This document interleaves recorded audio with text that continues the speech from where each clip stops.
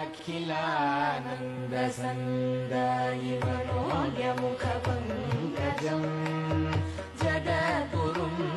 जगत्पूज्यं विद्यातीर्थमहं श्रये भिद्यते हृदयग्रन्थिर्दृष्टे यस्मिन्निति श्रुतिः जगौ परावरं शान्तं तं विद्यातीर्थमाश्रये नटत्याननरङ्गेहि यस्य साक्षात् सरस्वती नतातिशमने दक्षं तं विद्यातीर्थमाश्रये वटमूलं परित्याज्य शृङ्गाद्रौ निवसन् यः तत्त्वं बोधयते भक्तान् दक्षिणास्यं तमाश्रये।